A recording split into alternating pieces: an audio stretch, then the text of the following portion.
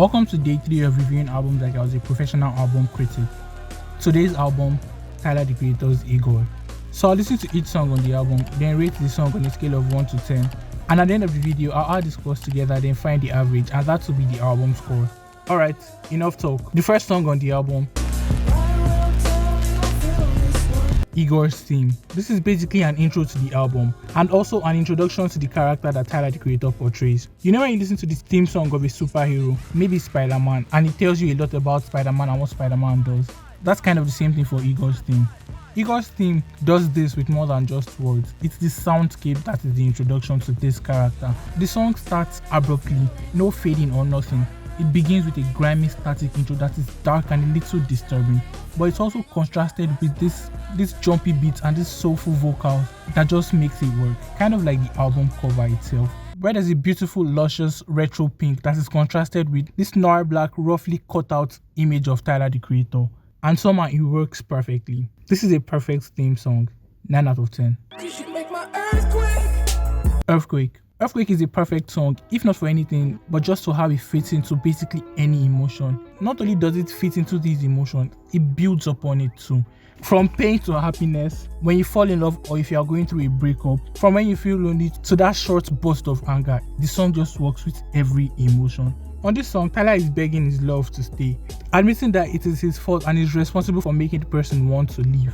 While on the flip side, it could be Tyler the Creator too scared to actually leave a relationship that might be too toxic for him.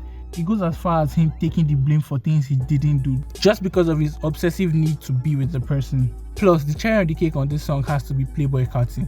This is a 10 out of 10 song. I think one thing I really appreciate about this project is how it contrasts between two things at the same time. For instance, the soundscape on this song sounds very, very mature, but at the same time, it's also very childlike. It could be infatuation, or it could be that Tyler the Creator is actually in love with this person and he just doesn't know how to express his feelings. This song just makes you want to fall in love. 9 out of 10. Exactly what you run from, you end up chasing. Make of this information what you want. 7 out of 10. Running Out of Time. I like how Running Out of Time is the next song that plays. Because of how the previous song ended, the song kind of ended mid-sentence, as if the narrator indeed ran out of time before he could finish his sentence. Also, the song itself plays into the idea that Tyler feels like he doesn't have enough time to get this person to fall in love with him. He's not only running out of time, but he's also running out of ideas to get the person to fall in love with him. When it could be that maybe, just maybe, this person he's trying to get to fall in love with him actually does love him back, but they've just been pretending and acting like they don't know what is going on. This song is a solid 9. New Magic Wand. On the 6th song, midway through the project, he brings back this grimy sound once again, but it's paired with Tyler the Creator pleading for this person not to leave him for someone else. But there's something about his vocals that's very unsettling. It sounds like he'd do anything to make this person stay.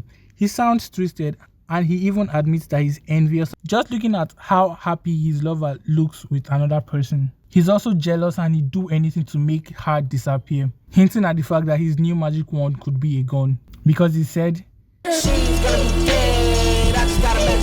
this also means that when he said please don't leave, he was kind of threatening the person as well.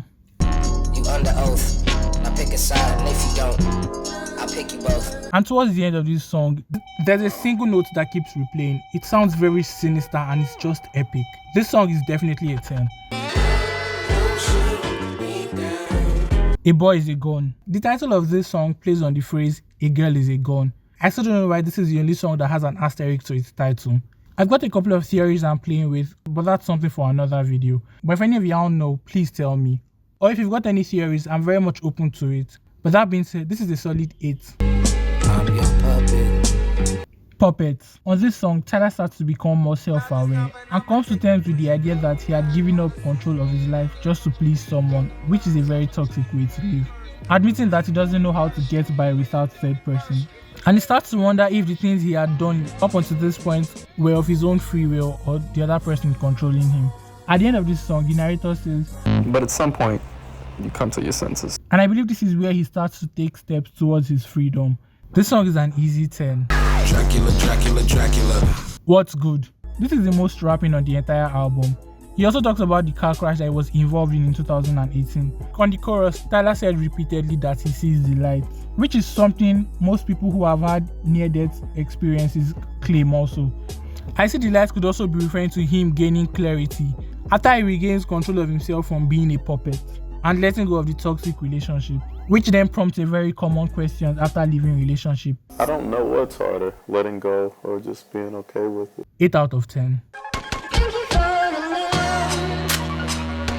Gone, thank you. Fun fact, the 10th songs on all of Tyler the Creator's albums always have double titles. On this song, Tyler has begun the healing process after a breakup. He claims that it's better to love and have your heart broken than to not have loved in the first place. As he heals, the band-aid falls off and he's left with the scars of a broken heart. The second part of the track explains that he's grateful for the times they had. While he's grateful for the experience he and his partner had, the breakup might have been too messy for him. So messy that he doesn't want to put himself out there again. And all of this is carried by such beautiful melody. The only fair rating for this song would have to be a 10. I don't love you anymore. Just like the theme of this album, this song contrasts the previous song. On this song, he claims he doesn't love his partner anymore and that he's ready to move on, but he's still stuck. Kind of like he's trying to relapse again, giving them control once again, as he tells them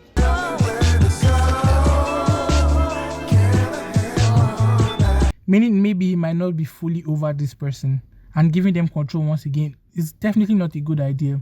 But this song is a solid 9. Are we still friends? The final song on this album asks an important question after going through the love cycle of meeting someone, falling in love, losing that love, trying to convince yourself that you're over the person, and asking if you can continue being friends, because if you can continue being friends, maybe you can get back to being lovers, which will just start the cycle all over again. And with that, the album comes to an end, with the final song score being a 10. The first time I heard this album, I really liked it. And the more I listened to it, the more I had grown to love it. It's still my favorite Tyler the Creator album to date. And with that being said, the total score is divided by the total number of songs. It leaves this album with an album score of 9. Thank you for watching. Catch you in the next one. Peace.